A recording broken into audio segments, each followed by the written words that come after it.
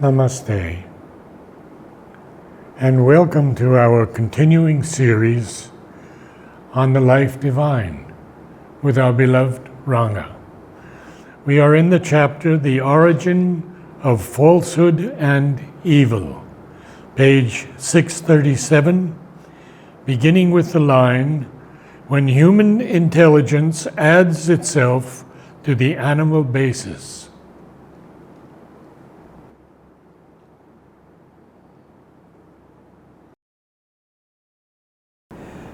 So, Sri Aurobindo is describing the evolution.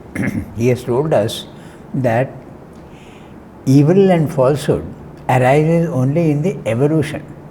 It's a temporary phase. It is not there, evil and falsehood is not there in matter. It is not there above the mind. So, it is mainly located between the vital and the mind. You go above the mind, there is no evil and no falsehood. There may be limitation of knowledge, but not falsehood. And below the mind and vital, it's also not. Yeah, there. below the vital and there is only matter. So there also there is nothing. So now he says that when the vital life comes out of matter, you are starting from ignorance. So the animal doesn't have any knowledge. So it will be completely at a loss as to how to deal with the physical world. So nature provides the intuition, which is the instinct in animals. So that is what he has said. Now he is going to talk about when from vital the mind comes up, what happens. Okay. So I read the whole passage. When human intelligence adds itself to the animal basis, this basis still remains present and active, but it is largely changed, subtilized and uplifted by conscious will and intention. The automatic life of instinct and vital intuition diminishes and cannot keep its original predominant proportion to the self-aware mental intelligence. So, Narad prefers that we go line by line. So, today we will try that method and we will see what he is saying. When human intelligence adds itself to the animal basis, in other words, when man comes into the evolution with his mind, capacity of mind, what happens? He says, matter is still there, the vital is still there, and even the intuition is there. And the intuition also tries to help man, but now what happens is that mental intelligence is stronger than the intuition coming from below. So the intuition gets covered up by the mind. It's just like, last time also we discussed it, it's like the daylight which hides the stars. The daylight is too strong. So it hides the stars which are already there. So intuition, which is stars, is there. But the mental intelligence, which is like daylight, hides the intuition, hides the instinct. So man loses instinct like the animals. But often we see that the mind is not able to control the vital nature. Yeah, that is there. That is because the mind is still not fully developed. When mind is fully developed and becomes objective, because why does that happen? Because the mind is involved in body and life. Because it is involved, the influence of the body, which is a strong influence of darkness and ignorance, it affects the mind. So it cannot function at its normal native capacity. The normal native capacity of mind is to be objective and try to understand things without the interference of emotion. But that is not possible because the vital is still very strong and the tamas also of body is very strong. So it affects the mind. So when can the mind really start functioning purely on its own capacities? When it disengages itself from mind and life. From body and life. So when it disengages itself, the influence of vital and body is not there on it, and that's what happens in the higher mind, in the self. When the mind gets detached from body and vital, then it can function properly, it becomes a witness self. Okay? So, but it is largely changed, okay, subtilized and uplifted by conscious will and intention. Conscious will and intelligence is not there in the animal, it's there only in the man. Okay? Will is there, intention also, but not conscious will and intelligence is not there in the animal so much. It's only in man that it is there. The automatic life of instinct and vital intuition diminishes when mind comes into the picture and cannot keep its original predominant proportion to the self-aware mental intelligence. The mental intelligence is stronger than the instinct and covers it up. So in man, instinct does not function very well. It does not function as well as it functions in the animal. Intuition becomes less purely intuitive.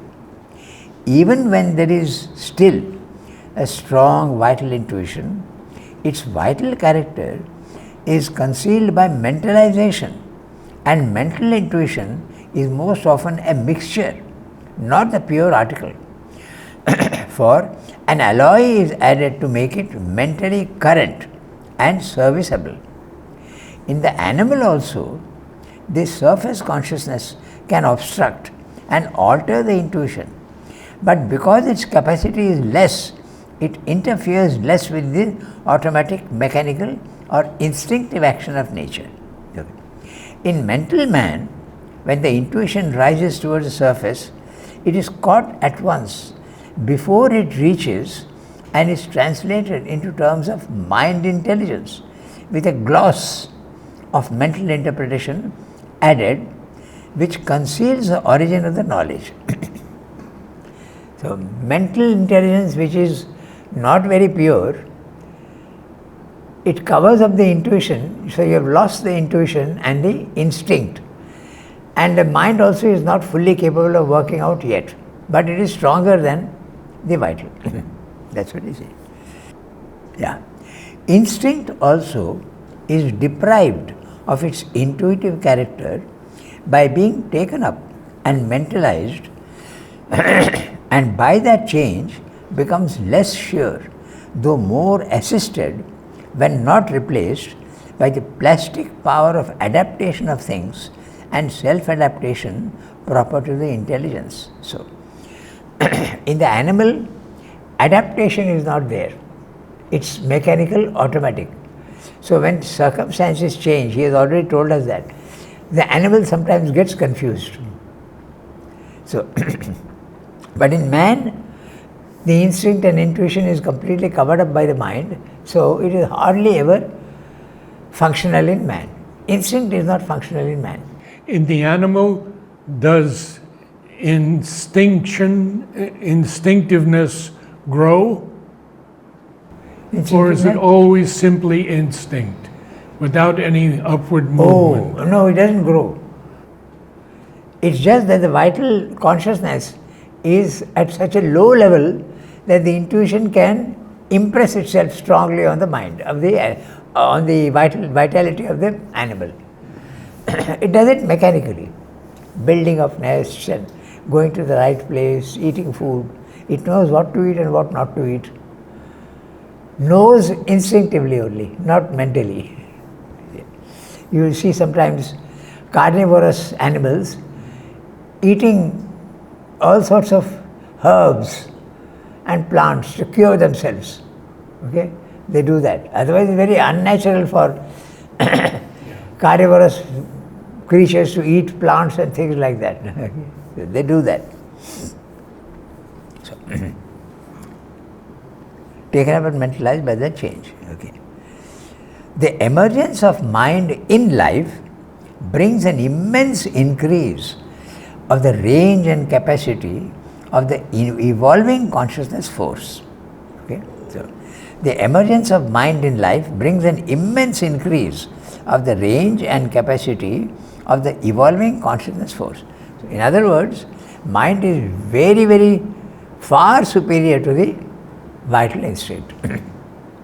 So when something very superior is there, then you obviously don't use it's almost like if I have a bicycle, I get a motorcycle, the cycle is kept apart. I am using the motorcycle. If I get a car, I don't use the motorcycle anymore. So it's like that. The mind is far superior to the vital.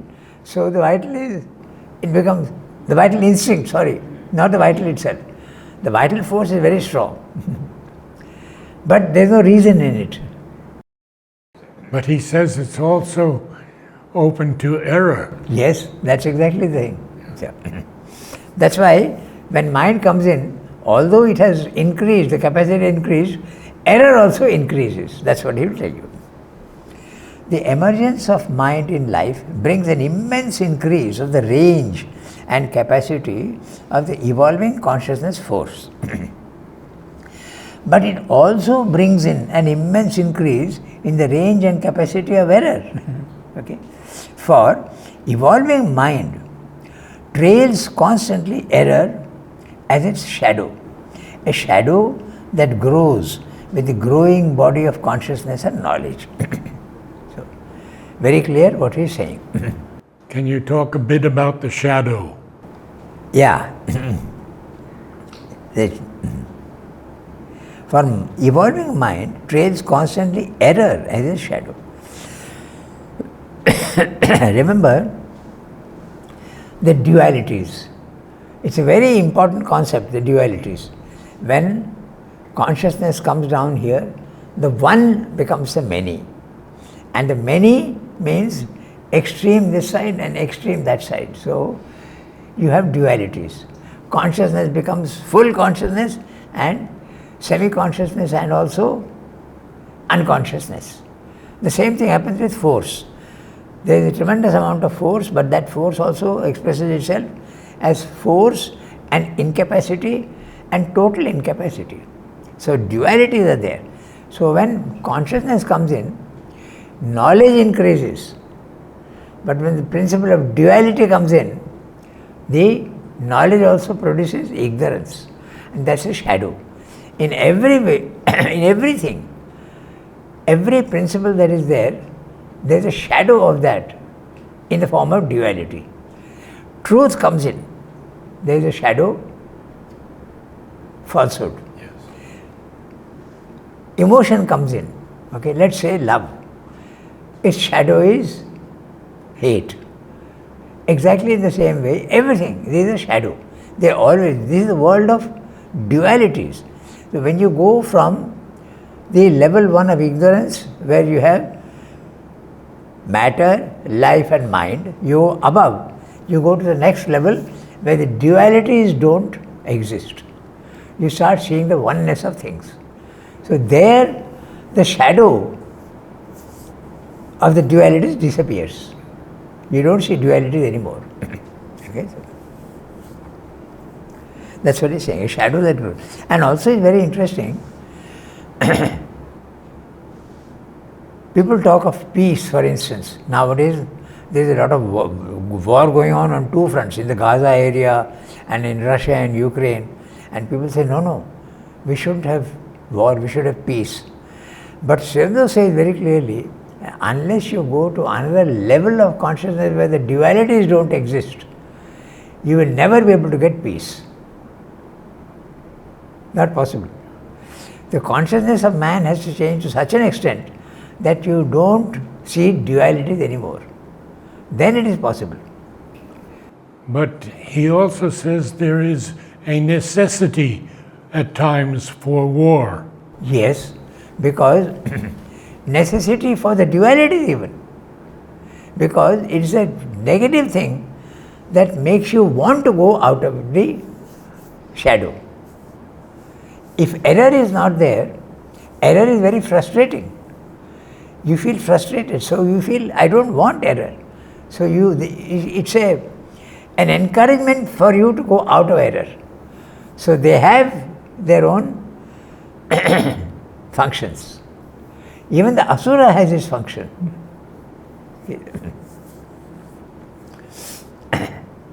Do you want to do the summary or the next paragraph? Now we'll do the summary and then go to the next para. Yeah. Now, when the principle of mind, which is pure reason, evolves as in man out of life, the animal basis is largely retained but with great modifications. The murky vital mind is cleared, subtilized by more conscious will, intention and purpose. The animal instinct diminishes and even vanishes because it is replaced by a vaster human intelligence. The vital intention of the animal is covered over by the higher rational mind, just as the stars are invisible in daylight, as I said. Okay. And the resulting alloy becomes unfunctional. The alloy of the intuition and the mind. In the animal also, the lower intuition from the subliminal can be obstructed by the vital mind, but the capacity of the vital mind is less. Okay? Its capacity of obstruction is less and cannot hide intuition, which becomes instinct. So in the animal, vital consciousness is not strong enough to cover the instinct. So instinct is still very functional in the animal. But in man, mental intelligence is far superior to vital intelligence and also the intuition, so it gets covered up. So man loses the instinct and starts functioning with the mental capacity. But it also brings in error, as he says. The error will go away when you go to the second level, higher mind, intuitive mind. In the animal also, the lower intuition from the subliminal can be obstructed by the vital mind, but its capacity of obstruction is less and cannot hide intuition, which becomes instinct. Thus, this automatic, intuitive animal instinct is more functional than in man.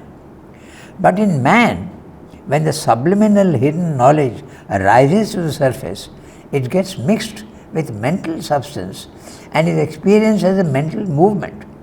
That is how animal instinct fails in man unless the pure reason's power of adaptation is developed. Okay? Unless reason adapts itself. So,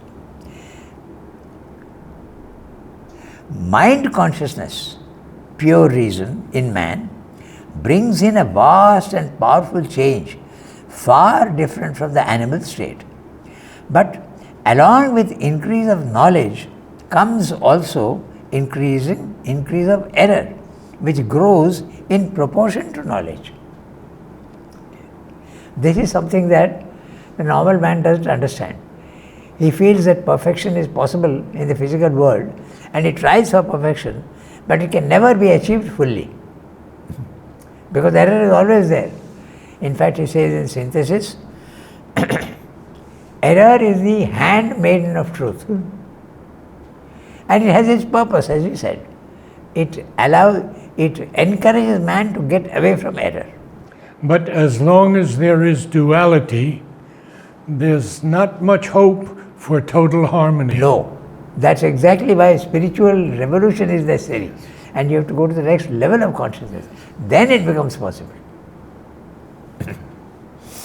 He says in one place, in the Essays on the Gita, he says, peace is not possible unless you rise to another level of consciousness. And he says in a very interesting way, the debt to Rudra must be paid before you can establish Vishnu's rule. So, utter peace is not possible unless you pay the debt to Rudra. You have to get rid of the possibility of war by transcending your nature, and then it's possible. He says the same thing about the French Revolution.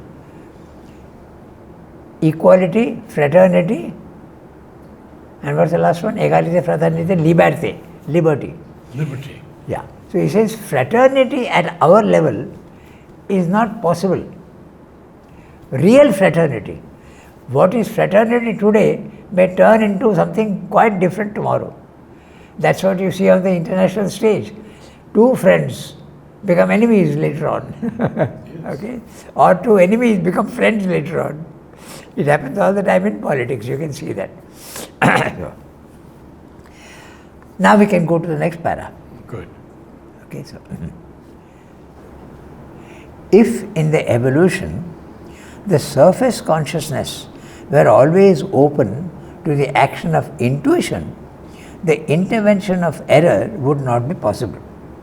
For intuition is an edge of light thrust out by the secret supermind, and an emergent truth consciousness, however limited, yet sure in its action, would be the consequence. So, we'll go sentence by sentence. I have read two sentences. So, he is saying now, he has told us previously that when mind comes in, the intuition is covered up. Now he is saying, if the intuition can come unobstructed to the surface, what will happen? Then what happens is, consciousness is there everywhere. Consciousness is there in the chair, it is there in this, it is there in a glass of water, it is there everywhere. Consciousness is there in me. So when my consciousness contacts the other consciousness directly, there is the law of resonance comes into play. Just like when you tune two instruments.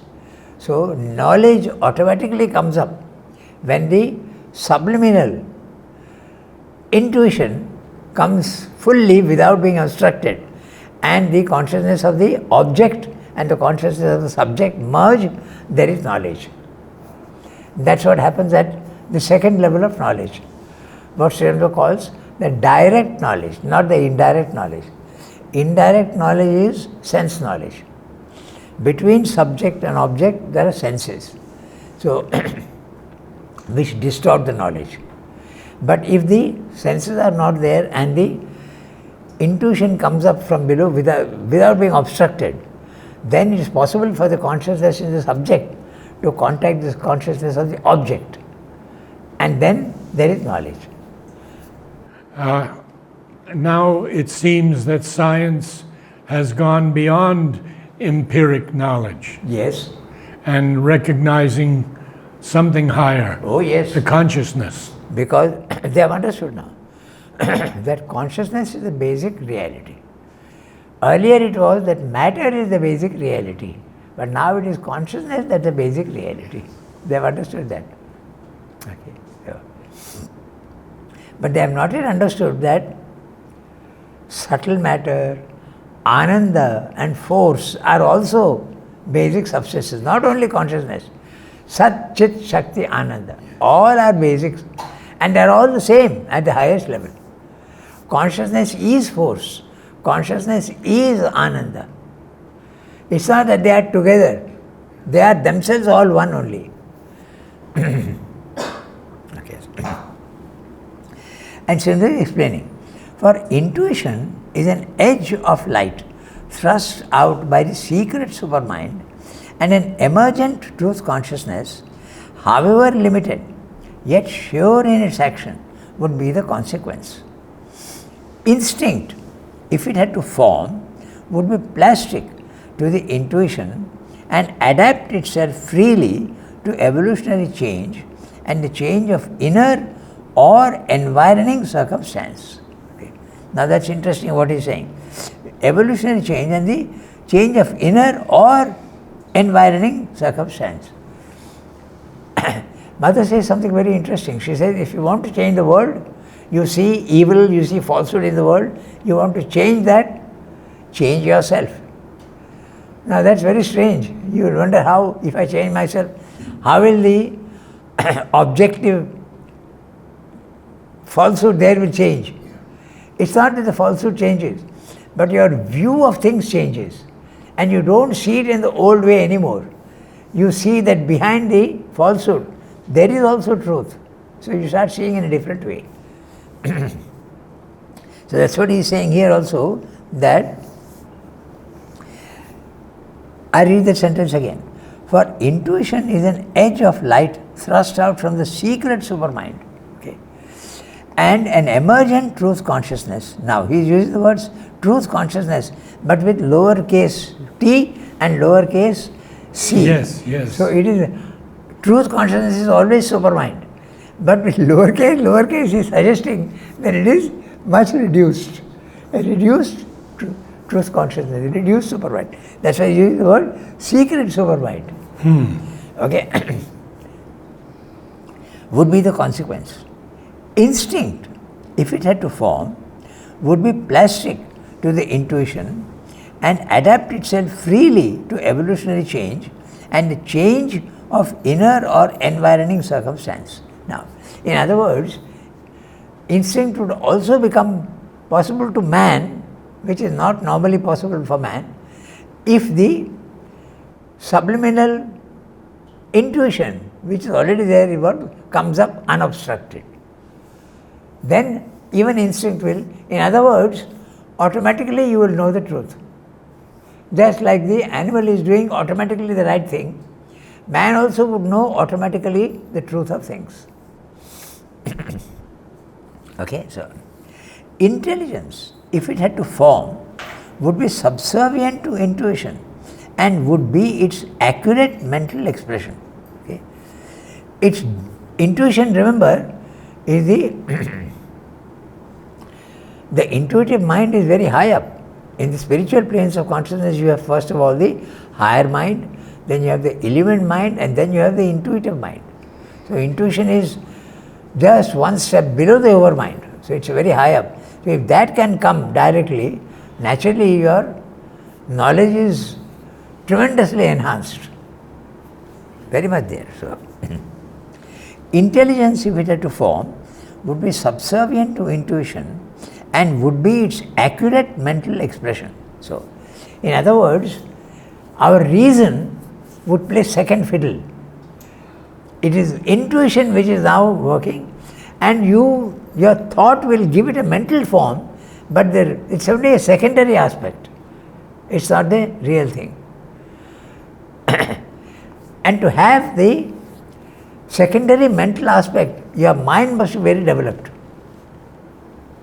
which is often not the case. So, there are so many spiritual people who don't have a developed mind. It has happened very often. Okay. Raman Maharshi never completed his education. So, he has the intuition, he knows what is the truth, but its expression will be somewhat limited in the mind. Same thing with Jiddu Krishnamurti. He failed all his exams. But he had the knowledge at the higher level, but at the lowest of the higher level. He had the experience of the Nirvana. He had the experience of the Brahman. Because he speaks of the silent mind. Yes. He speaks of the silent mind all the time. He uses the word tabula rasa to make a clean slate of everything. But he never mentions God. Never mentions? God. No, because he is gone only to the impersonal aspect. Yes. The impersonal aspect, there is no God. So, God is the personal aspect of the divine. You can talk to him, you will get a response, you can interact with him. But in the Brahmic consciousness, okay, there is nobody to talk to. Nobody is there. It's a impersonal state of consciousness. Okay. So, intelligence, if it had to form, would be subservient to intuition and would be its accurate mental expression. Its brilliancy would perhaps be modulated to suit a diminished action, serving as a minor, not as it is now, a major function and movement. In other words, mental man, however brilliant he is, it is brilliant. It is the mind that has invented the television, your tablet, your mobile phone, your TV. It's brilliant. But it's a very poor thing compared to the spiritual knowledge. So, he calls it, in other places he calls it a brilliant poverty. Science is brilliant poverty. And Ramana Maharshi? Ramana Maharshi had the knowledge, there is no doubt about it. But his mind was not so developed as, he was not intellectualized. The mind has to be very, very highly developed. But even if it is highly developed, as they are saying, it only it is subservient to intuition. So, the mind is capable of putting the knowledge of the intuition in words as accurately as possible. So, it is subservient, it plays, as I said, it plays second fiddle to the intuition. Okay. Would be accurate mental expression. Its brilliancy would perhaps be modulated to suit a diminished action, serving as a minor, not as it is now, a major function in movement. In man, reason is a major function in movement. But it would not be erratic by deviation, would not by its parts of obscurity sink into the false or fallible. Okay? So, when you go to the higher spiritual mind level, okay, intuition is active, error is not there so much and no falsehood is there. That's what he's saying. Okay? It would not fall into a false or fallible, it would not. It would not descend into not by its parts of obscurity sink into the false or fallible. But this could not be because the hold of inconscience on matter, the surface substance in which mind and life have to express themselves, makes the surface consciousness obscure and unresponsive to the light within. Remember, he has started the whole paragraph by, if in the evolution the intuition was capable of coming to the surface, this would happen. But now he is telling us it cannot be, because the power of matter to pull you down into obscurity and ignorance is very strong. And the vital also, which is power of wrong action, is very strong and pulls you down. So it does not happen. You have to detach yourself fully from the gravitational downward pull of the vital and the body, and then only you can go up. It's possible with a great yogic effort. But this could not be because the hold of inconscience on the matter, the surface substance in which mind and life have to express themselves, makes the surface consciousness obscure and unresponsive to the light within.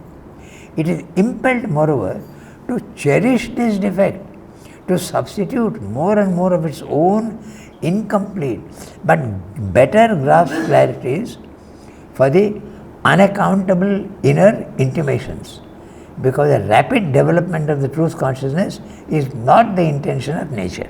So now, another thing. Very powerful. So now Srinivas is saying that the gravitational pull of the lower, vital and body, is very strong, and there is a purpose in that, Srinivas is saying, because the evolution has to be very slow. The intention is a slow evolution. And why slow evolution? Because it has to be perfect. So if it is to be perfect, it must completely correct every possible error, and that takes time. So that's why he is saying that a rapid development is not possible. Okay? A rapid development of the truth consciousness is not the intention in nature. It's necessarily a very slow process. It was also what Mother told us. Don't do things so rapidly. Yes. Take it slowly. That's right. Someone who rushes into things will stumble. So you have to go very slowly, patiently, correct everything, and then only go to the next level. For the method chosen by her is a slow and difficult evolution of inconscience, developing into ignorance, and ignorance forming itself into a mixed, modified and partial knowledge before it can be ready for transformation into the higher truth consciousness and truth knowledge. Our imperfect mental intelligence is a necessary stage of transition before this higher transformation can be made possible. So, inconscience has to become first consciousness and ignorance. And ignorance has to go to knowledge, and knowledge must become spiritual knowledge. It's a very slow process. That's what he says. And slow process, you may say, why should be slow process?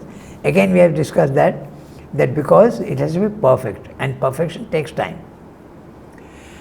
He makes that very clear in the Mother. The work of Maha Saraswati is detailed, so detailed that you feel that there is a delay which is happening, but that is necessary. Would you like to do the summary? Yes, we can do that. Yeah. In the upward evolution from the inconscient, there is a gradual development of life and mind. The inward supermind in the inconscient sends up its guidance into the surface consciousness, which gets clogged by the density of matter. But if this hidden intuition could come through without obstruction, there would be no error.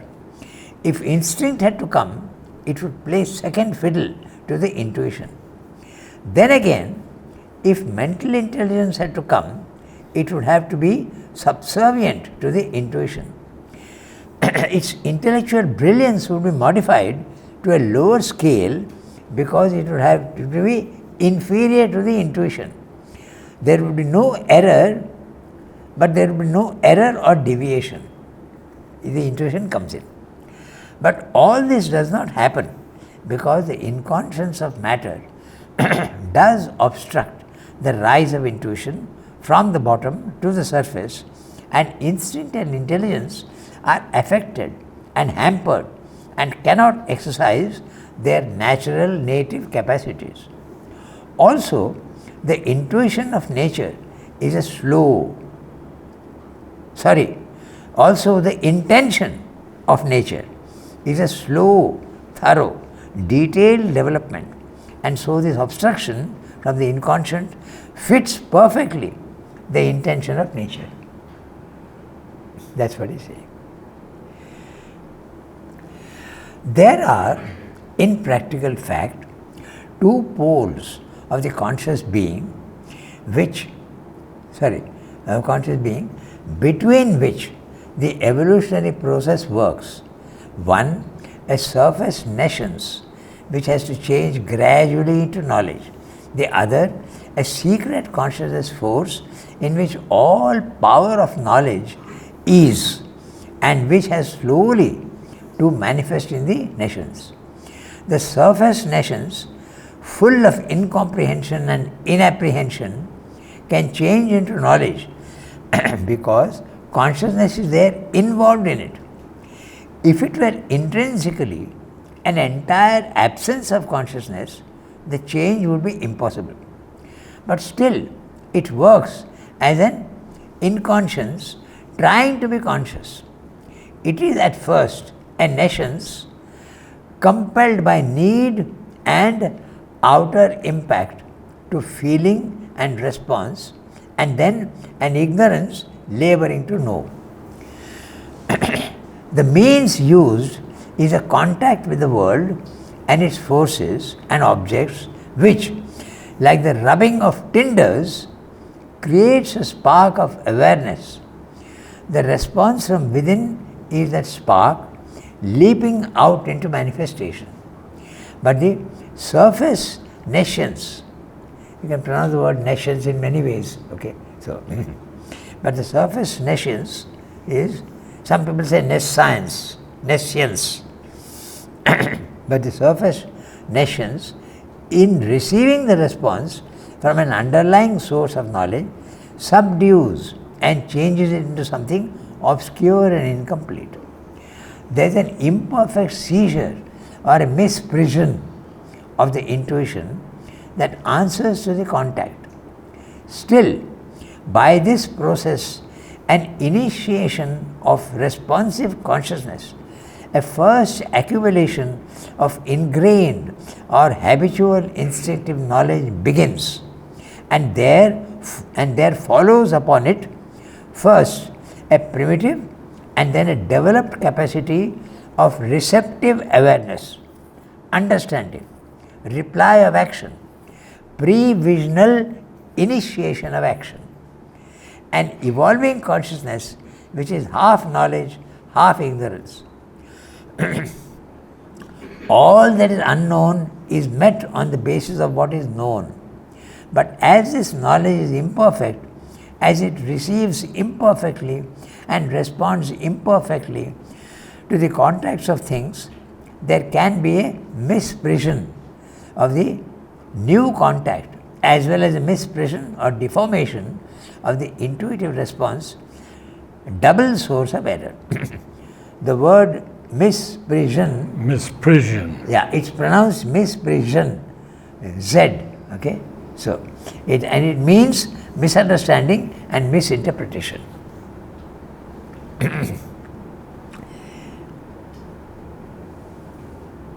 So, that's what he is saying. That completes the... I'll read the summary of what we just now read. Okay. It will remain in the mind and we'll do that next time in detail. There are two extremities of our being. One, a surface in conscience, and the second is a secret hidden consciousness plunged and involved in the nescience of matter. The evolution moves between these two ends. The secret involved consciousness arises in an evolutionary ascent and slowly unveils itself.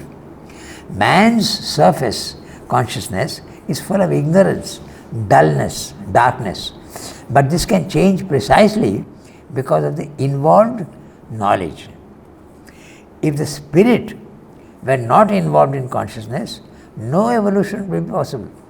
Nothing can come out of nothing.